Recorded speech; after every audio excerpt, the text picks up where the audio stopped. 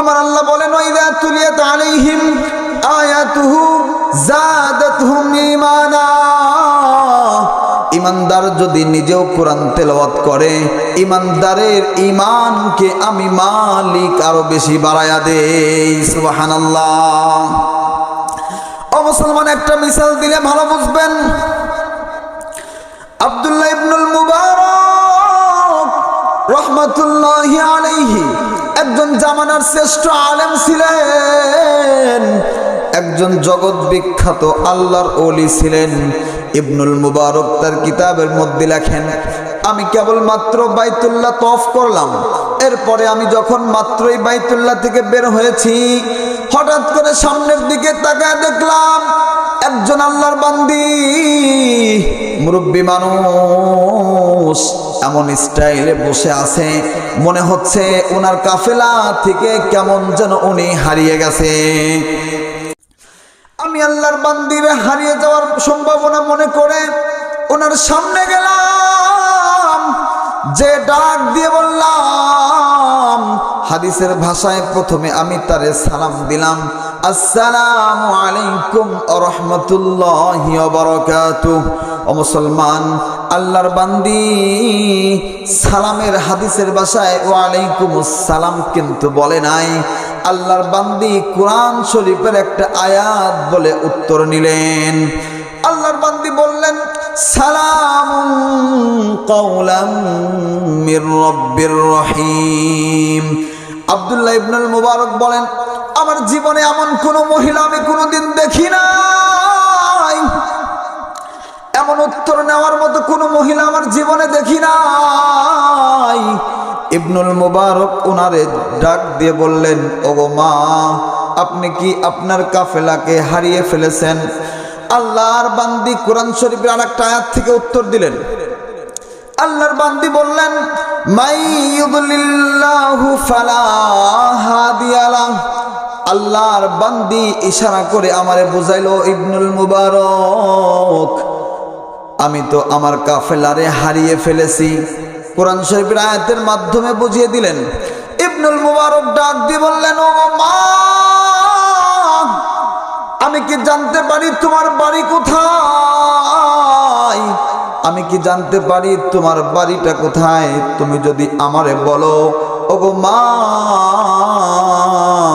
আমি চেষ্টা করব তোমার বাড়িতে তোমারে পৌঁছায় দেওয়ার জন্য। ইবনুল মুবারক কিতাবের মধ্যে লেখেন, আল্লাহর বান্দি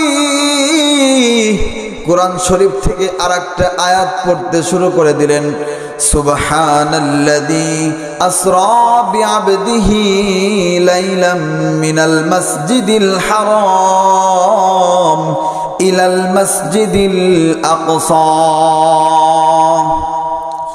তার মানে আমারে বুঝাইয়া দিল, ও ইবনুল মুবারক, মিরাজের রাত্রে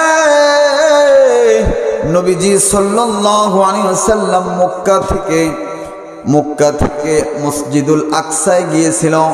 ও ইবনুল মুবারক, আমি আছি এখন মক্কায় আর আমার বাড়ি আকসায়। আল্লাহু আকবার। উনারে যাই বলে উনি শুধু কোরআন আয়াত দিয়ে উত্তর দেয়। ও মুসলমান, ইবনুল মুবারক সুন্দরভাবে ওনারে বললেন, ওগো মা, আমি কি তোমারে একটু খেদমত করতে পারি? আমি কি তোমারে বাড়িতে পৌঁছে দিতে পারি? ও মুসলমান, আল্লাহর বান্দি আবার একটা আয়াতের মাধ্যমে উত্তর দিল। আল্লাহর বান্দি বলেন, ফামান ইয়ামাল মিসকালা যাররাতিন খায়রান ইয়ারাহু ওয়া মান ইয়ামাল মিসকালা যাররাতিন শাররান ইয়ারাহু। তার মানে আমারে ডাক দিয়ে বুঝায়, ও ইবনুল মুবারক, তুমি যদি একটা ছোট্ট থেকে ছোট্ট নেক আমল করো, এর প্রতিদান আমার মালিক তোমারে কিন্তু দিবে। ও মুসলমান, এইবার ইবনুল মুবারক রাহমাতুল্লাহি আলাইহি তার উটরে বসায়া দিলেন এবং ওই মহিলারে উটের উপরে উঠায়া দিলেন। এইবার ইবনুল মুবারক রাহমাতুল্লাহি আলাইহি উটটারে নিয়ে যখন রওনা করেছেন, মহিলাটারে একটু আনন্দ দেওয়ার জন্য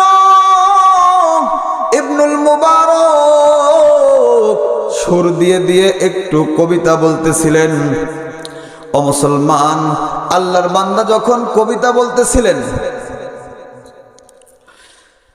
আল্লাহর বান্দি আবার একটা কোরআন আয়াত পড়ে ফেললেন, ফাকরাউ মা তায়াসসারা মিনাল কুরআন وَإِذَا قُرِئَ الْقُرْآنُ فَاسْتَمِعُوا لَهُ وَأَنصِتُوا لَعَلَّكُمْ تُرْحَمُونَ। ও মুসলমান, ভালো করে বুঝবেন, আল্লাহর বান্দি এইবার ডাক দিয়ে ইবনুল মুবারকরে বুঝিয়ে দিলেন, ও ইবনুল মুবারক, ও ইবনুল মুবারক, তুমি যে কবিতাগুলা পড়তেছ সেগুলা না পড়ে তুমি যদি কেবলমাত্র শুধুমাত্র কোরআন পড়তে পারো, তুমি যদি কোরআন পড়তে পারো ও ইবনুল মুবারক, তাহলে এক নম্বরে লাভ হলো তোমার ঈমান বাড়বে। আর তোমার কোরআনুল কারীম শোনার কারণে ওগো ইবনুল মুবারক, আমি নিজেও যে তোমার কোরআনুল কারীমের তেলাওয়াত শুনব, এর মাধ্যমে আমার ঈমান বাড়তে থাকবে। ও মুসলমান, আল্লাহর বান্দা এইভাবে যখন রওনা করে দিয়েছেন, কিতাবের মধ্যে আসছে ইবনুল মুবারক বলেন, কিছু দূর যাওয়ার পর হঠাৎ করে আমি ওই মার দিকে তাকিয়ে দেখি একটা কাফেলার দিকে বারে বারে শুধু উনি তাকাচ্ছেন। আমি তারে ডাক দিয়ে বললাম, মাগো, ওই কাফেলার দিকে আপনি এত তাকাচ্ছেন কেন? আল্লাহর বান্দি ডাক দিয়ে বললেন, ইন্নামা আমওয়ালুকুম ওয়া আওলাদুকুম ফিতনা। মুসলমান, এ পর্যন্ত ওই আল্লাহর বান্দি একটাও কিন্তু কথা বলে নাই, প্রত্যেকটা কথায় কথায় কোরআনের আয়াত বলেছেন। এইবার বললেন, ইন্নামা আমওয়ালুকুম ওয়া আওলাদুকুম ফিতনা। তার মানে ইবনুল মুবারক রে ডাক দিয়ে বুঝায়া দিলেন, ওরে ইবনুল মুবারক, ওই কাফেলায় আমার সন্তান আছে বলে আমার মনের মধ্যে বারে বারে বলে দেয়। সুবহানাল্লাহ।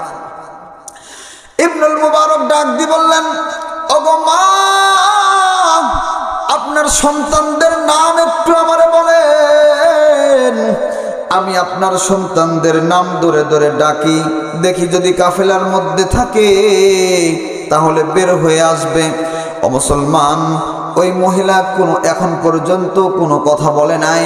ও মহিলা আবার কোরআন শরীফের 3টা আয়াত বলে দিলেন। ওই মহিলা ডাক দিয়ে বললেন, ওয়াত্তাখাযাল্লাহু ইব্রাহিম খলীলা ওয়া কাল্লামাল্লাহু মূসা তাকলীমা ইয়া ইয়াহইয়া খুযিল কিতাবা বিকুওয়া। সুবহানাল্লাহ। তার মানে ডাক দিয়ে বললেন, ও ইবনুল মুবারক, আমার একটা সন্তানের নাম হলো ইব্রাহিম, আর একটা সন্তানের নাম হলো মূসা, আর 3 নাম্বার সন্তানের নাম হলো ইয়াহইয়া। কোরআন আয়াত দিয়ে বলে দিয়েছেন। ও মুসলমান, এবার ইবনুল মুবারক কাফেলার দিকে তাকিয়ে ডাক দিয়ে বললেন, ও কাফেলার মধ্যে কি ইব্রাহিম, মূসা, ইয়াহইয়া নামে কেউ তোমরা আসো? তোমরা একটু বের হয়ে আসো, তোমাদের মা আমার কাছে রয়েছে। ও মুসলমান, বলার সঙ্গে সঙ্গে 3টা যুবক একসাথে বের হয়ে আসলো। 3টা যুবক একসাথে বের হয়ে এসে আমার বুকে জড়ায় ধরলো। আমি তাদেরকে জিজ্ঞাসা করলাম, ও ভাই, অনেক লম্বা সময় তোমার মার সাথে আমি কাটাইলাম, কিন্তু যতগুলা প্রশ্ন আমি করেছি তোমার মা শুধুমাত্র কেবলমাত্র কোরআন শরীফের আয়াত বলেছে, একটা প্রশ্নের উত্তর আমারে দেয় নাই। এরকম যাবত কতদিন তোমার মা তোমাদের সাথে কথা বলে? ও মুসলমান, আল্লাহর বান্দারা ডাক দিয়ে বলে, ইবনুল মুবারক, আমার মা গত 40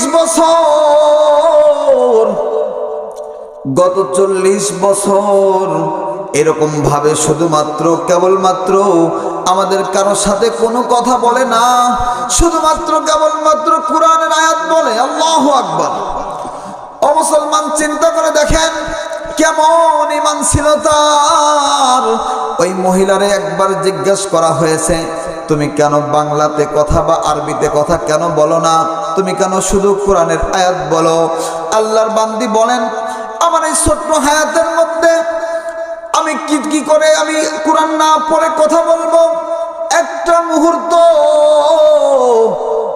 সময় যদি আমার পার হয়ে যায়, আমার মালিকের কাছে কি জবাব দেব?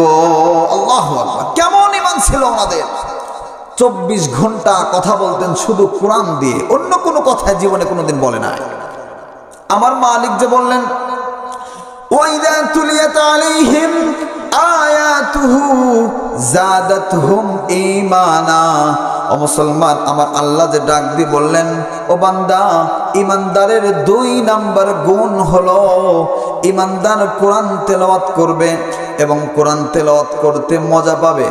এবং শুধুমাত্র মজাই নয়, ইমানদার যখন কোরআন তেলাওয়াত শুনবে ওর দিলের মধ্যে শান্তি পাবে। ইমানদার যখন কোরআন তেলাওয়াত করবে, আমার মালিক বলেন, আমি আল্লাহ ইমানদারের ওই কোরআন তেলাওয়াতের বরকতে তার ঈমানকে বাড়ায়া দেব। সুবহান।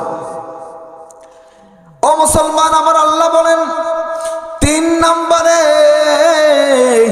ইমানদারের 3 নাম্বার গুণ হলো, আমার মালিক বলেন, ইমানদার আল্লাহ তাআলার উপর পরিপূর্ণ আস্থা রাখবে। শুধুমাত্র আল্লাহর উপর আস্থা, কারো উপরে নয়। আমাদের তো আস্থা রাখার জন্য আমরা নেতার উপর আস্থা রাখি, কথা বলেন ঠিক কিনা?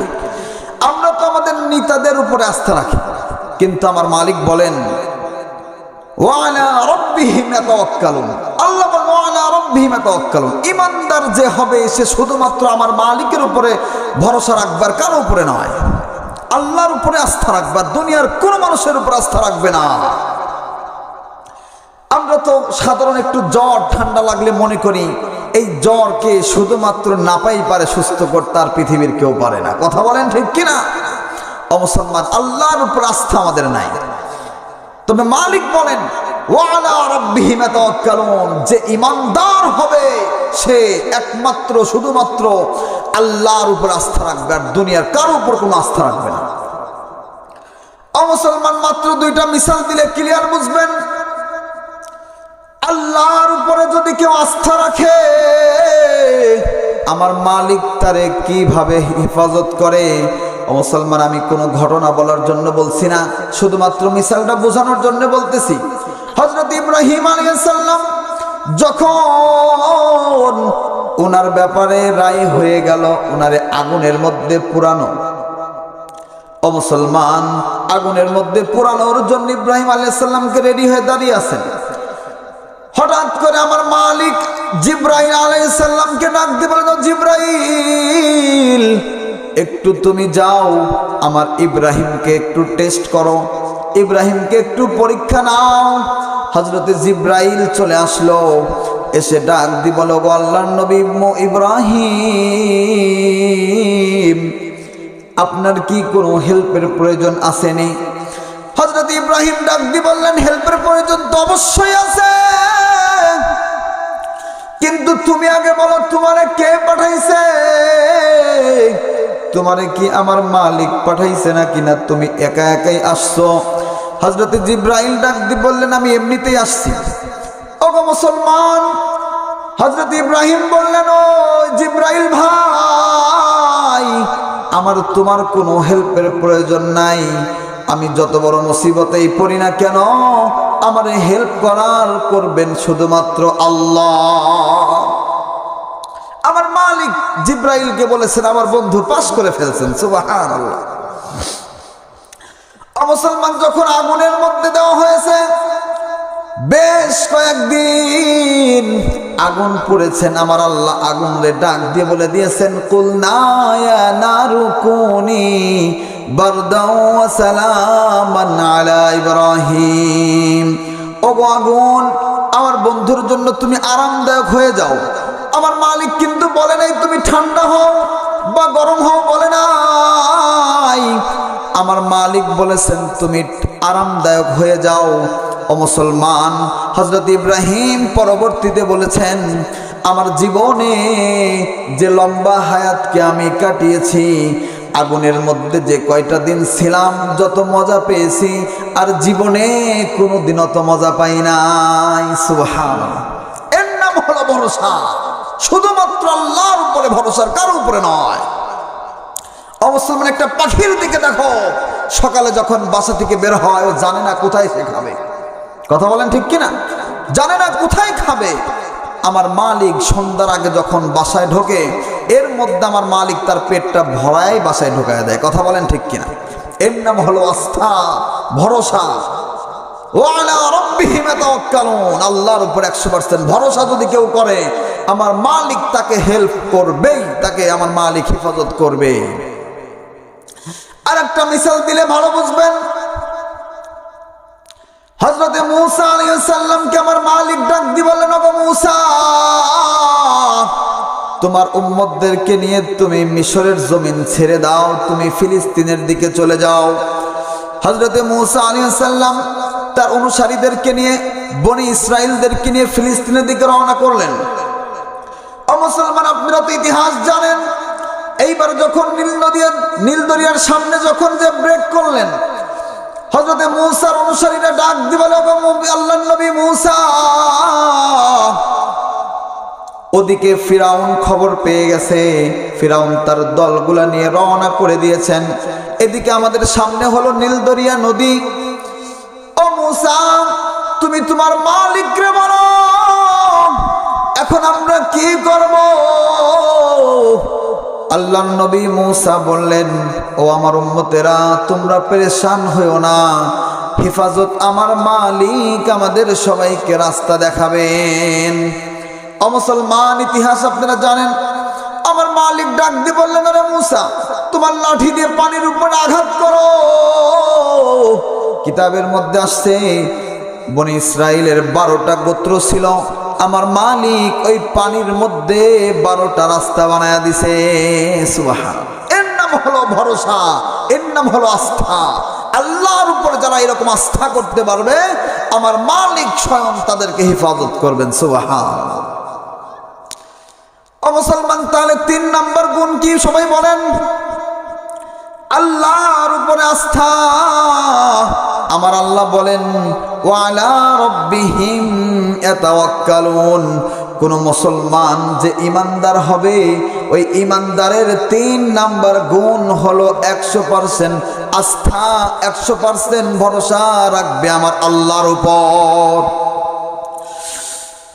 আমার আল্লাহ ডাক দিয়ে বলেন, ইমানদারের 4 নাম্বার গুণ। ইমানদারের 4 নাম্বার গুণ বলেন, যে ইমানদার, একজন ইমানদার, যে একজন প্রকৃত মুমিন হবে, সে তার অর্জনের টাকা, অর্জনের পয়সা, অর্জনের সম্পদ শুধুমাত্র কেবলমাত্র আমার মালিকের দাসত্ব করার নিয়তে, আমার মালিককে রাজি খুশি করার অর্থে আল্লাহর রাস্তায় দান করবে। সুবহানাল্লাহ। আল্লাহর হাবিব বলেন, মান আহাব্বা লিল্লাহ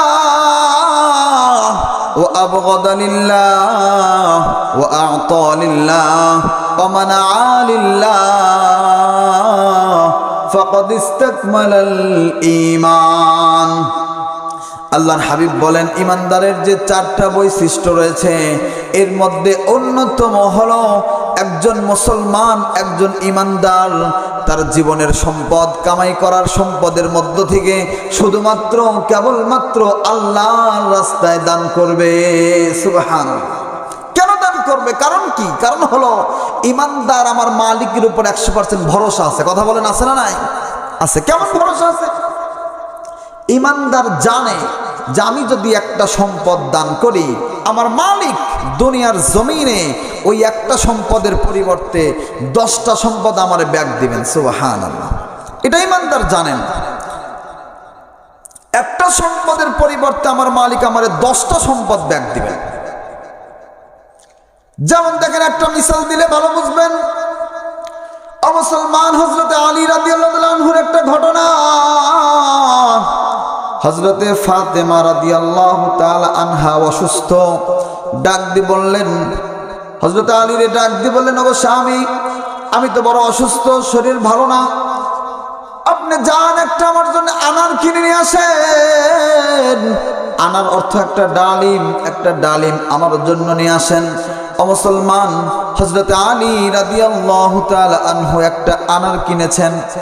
এইবার যখন বাড়ির দিকে ব্যাক করেছেন, রাস্তার মধ্যে একজন ভিক্ষুক হাত পেতে বলেছেন, ওগো আলী, আমি একজন ক্ষুধার্ত, আমারে তুমি যদি আনারটারে দিতা, আমি আনারটা খেয়ে শুকরিয়া আদায় করতাম। ও মুসলমান, আল্লাহর নবীর সাহাবীদের মন কেমন ছিল দেখেন। পকেটে তার আর কিছুই নাই, ঘরের মধ্যে তার স্ত্রী অসুস্থ, একটা মাত্র আনার তার কাছে আছে, আর কিছুই নাই। ও মুসলমান, আনারটা ভিক্ষুকরে দিয়া দিছে। এইবার যখন ঘরের সামনে গেছেন, ঘরের মধ্যে ঢোকার সাহস পাইতেছে না। ও মুসলমান, ভিতর থেকে হযরতে ফাতেমা রাদিয়াল্লাহু তাআলা আনহা বুঝতে পেরেছেন হযরতে আলী ঘরে ঢুকতেছে না। ডাক দিয়ে বলেছেন, ওগো স্বামী, আপনি ঘরের মধ্যে আসেন, কি সমস্যা? দেখেন, আল্লাহ রব্বুল আলামিন আমারে সুস্থ করে দিয়েছে, সুবহানাল্লাহ। হযরতে ফাতেমা ডাক দিয়ে বলে, ওগো স্বামী, আপনি মনে হয় আনারটা কিনতে ভুলে গেছেন না?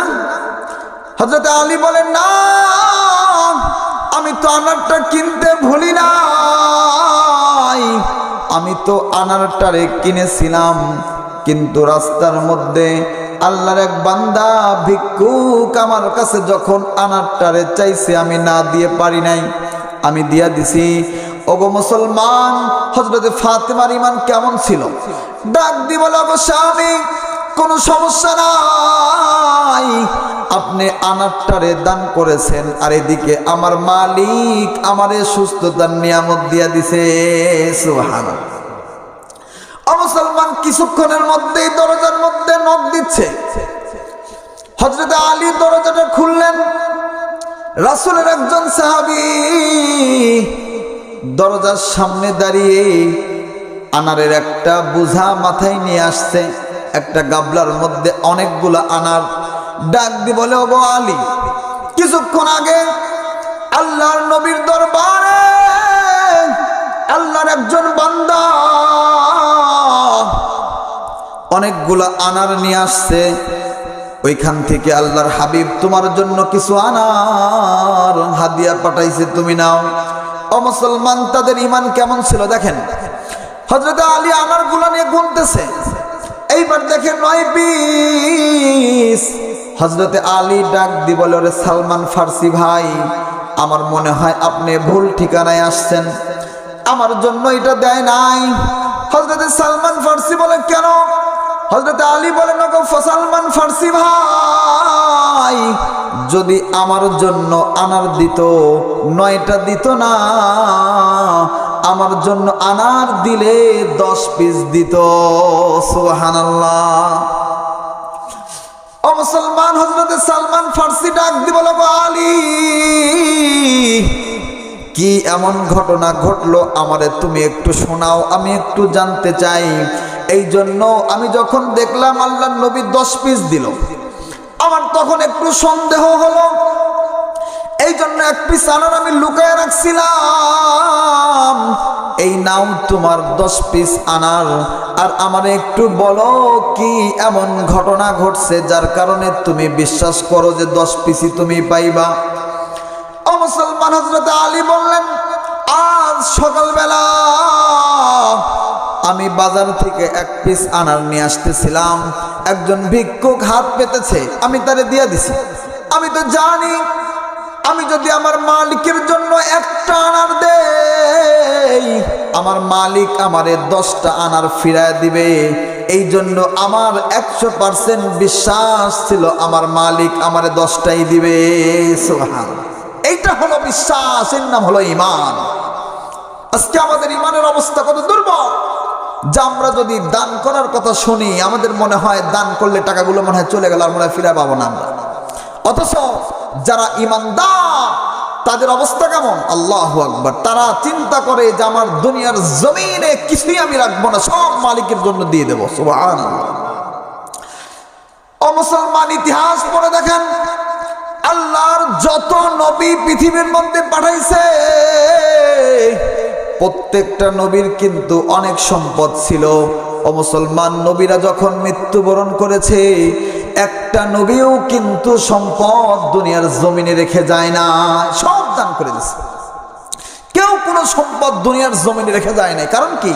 কারণ হলো যে সম্পদ যেটা আমি দান করব সেটা আমার সাথে কবরে যাবে, আর যেটা আমি রেখে যাব ওইটার জন্য ময়দানে মাহশারাতে কিয়ামতের দিন আমাকে ওইটার জন্য আদালতে দাঁড়াইতে হবে। ও মুসলমান, দূরের কোনো তথ্য নয়, এই যে কুষ্টিয়ার জাহাঙ্গীর কবির নামে একজন আল্লাহর বান্দা ছিলেন, আব্দুল্লাহ জাহাঙ্গীর নামে অনেক বড় মাপের একজন আল্লাহওয়ালা মানুষ ছিলেন। ও মুসলমান, কিছুদিন আগেই উনি মারা গেছে। উনি একদিন একটা বয়ানের মধ্যে বলতেছেন, আমি অনেক ভেবে দেখলাম আমি যদি সম্পদ রেখে যাই আমার সন্তানরা কারাকারি করে নেবে, আমার তো কোনো লাভ হলো না। এই জন্য আমার যা কিছু ছিল আমি সব কিছু আমার মালিকের জন্য দান করে দিয়েছি। সুবহানাল্লাহ। এটা হলো ইমানদারদের দিল, এটা হলো ইমানদারদের অবস্থান, এটা হলো ইমানদার। একজন ইমানদার সে যদি কিছু দান করতে পারে তার মনের মধ্যে ভালো লাগবে। কেন লাগবে? কারণ হলো সে জানে যে আজকে রাত শেষ হওয়ার আগে আমি দুনিয়া থেকে বিদায় নিতে পারি, দুনিয়ার সব সম্পদ আমার থেকে যাবে, কিন্তু আমার এই সম্পদটা আমার সাথে কবরের মধ্যে চলে যাবে। কথা বলেন ঠিক কিনা? এই জন্য মুসলমান, আপনাদের সামনে একটা সুবর্ণ সুযোগ, এই যে আমাদের মাদ্রাসার সামনে উদ্বোধন করা হবে, মাদ্রাসার অনেক কাজ পড়ে রয়েছে, অনেক কিছু দরকার। আপনারা যদি কিছু দেন, ও মুসলমান, মনে রাখবেন একদিন আমি থাকবো না, আপনিও থাকবেন না, আমি আপনি আমার আপনার একদিন মেয়াদ শেষ হয়ে যাবে। আর এই প্রতিষ্ঠানকে যদি আমার মালিক কবুল করে কিয়ামত পর্যন্ত এই কবরের মধ্যে শুয়ে শুয়ে সওয়াব পাবেন। সুবহানাল্লাহ। আনিসুর রহমান আশরাফি সাহেব বলেন যে দুনিয়ার মধ্যে দামি দান করার জায়গা হলো একটা প্রতিষ্ঠান, মাদ্রাসা। কেন? উনি বলতেছেন, ও মুসলমান, তুমি কেন মাদ্রাসায় দান করবা না? একটা প্রতিষ্ঠানে তুমি দান করেই মরে গেছো, দান করেই তুমি মরে গেছো, কিচ্ছু করো নাই, কোনো খেদমত করতে পারো নাই। ওই প্রতিষ্ঠান থেকে বছরকে বছর হাজার হাজার শত শত মানুষ আলেম হবে, কোরআন শিখবে, হাদিসের দর্স হবে ওইখান থেকে। আর তুমি শুধুমাত্র দান করেই মরে গেছো, কবরের মধ্যে শুইছে, ওই প্রতিদিন কোরআনের দর্সের সওয়াব তোমার আমলনামায় যাইতে থাকবে। সুবহানাল্লাহ। ও মুসলমান, এইরকম জায়গায় দান করা যাবে না? কথা বলেন, যাবে না ইনশাআল্লাহ? যেই বাপ তোমাদের দুনিয়া থেকে বিদায় নিয়েছেন, ওই বাপের কথা কি তোমাদের মনে পড়ে না? ও কেমন বাপ? ও মুসলমান, আমরা তো দেখি একটা বাপ জীবনে একটা ভালো পোশাক নিতে চায় না তার সন্তানের জন্য। কথা বলেন ঠিক কিনা? জীবনে যদি একটা বড় মাছ কেনে, ভালো পিসগুলো সন্তানরে দেয়, নিজে ভালো পিসগুলা খায় না, তোমার কি ওই বাপের কথা মনে পড়ে না? ও মুসলমান, তুমি যদি একটু অসুস্থ হয়েছ, তোমার জন্য ওষুধ কেনার জন্য দোকানে দোকানে ঘুরছে, রাতের পর রাত তোমার মাথার কাছে বসে বসে বসে কাটাইয়া দিছে, ওই বাপের কথা কি তোমার মনে পড়ে না? ও মুসলমান, যেই সম্পদ তোমার বাপ রেখে গেছে, ওই সম্পদ গুলা দিয়া আজকে তুমি বড় বাহাদুরি করতেছো, বাড়ি করেছো, গাড়ি করেছো, যেই সম্পদের মধ্যে তুমি আজকে আবাদ করে খাইতেছো, ওই বাবার কথা কি তোমার মনে পড়ে না?